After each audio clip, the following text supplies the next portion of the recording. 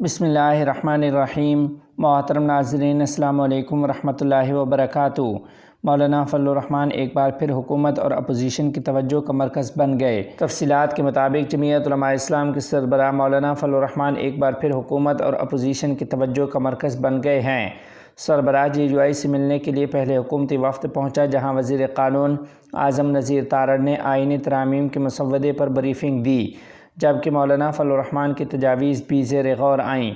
وفد میں وزیر قانون و انصاف اعظم نذیر تارڑ اور وزیر داخلہ محسن نقوی شامل تھے۔ JUI سربراہ کے ہمراہ قانونی ٹیم بھی موجود تھی۔ حکومتی وفد واپس گیا تو PTI کا وفد ملاقات کے لیے پہنچا۔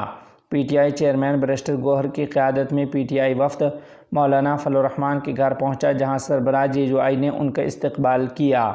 مولانا فضل الرحمان سے ملاقات میں اسد قیصر، عمر ایوب، شبلی فراز، حامد رضا شامل تھے، جبکہ جمعیت علماء اسلام کے ترجمان اسلم غوری، قانونی ٹیم کے سینیٹر کامران مرتضیٰ بھی اس موقع پر موجود رہے۔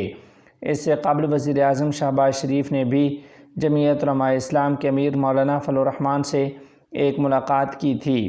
ذرائع کے مطابق وزیر اعظم نے مولانا کو آئینی عدالتوں کے قیام اور ترامیم پر ساتھ دینے کا کہا، جس پر مولانا فضل الرحمان نے کہا تھا کہ ہمارے پاس آئینی مسودہ آ جائے تو ہی سوچ بچار کر سکتے ہیں۔ محترم ناظرین، آپ کو بتاتے چلیں کہ ان دو اہم ملاقاتوں کے بعد رات گئے پیپلز پارٹی کے رہنما بلاول بھٹو زرداری بھی مولانا فضل الرحمان دامت برکاتہم العالیہ کی رہائش گاہ پہنچے ہیں اور قائد جمعیت مولانا فضل الرحمان دامت برکاتہم العالیہ سے اس معاملے پر تفصیلی ملاقات کی ہے۔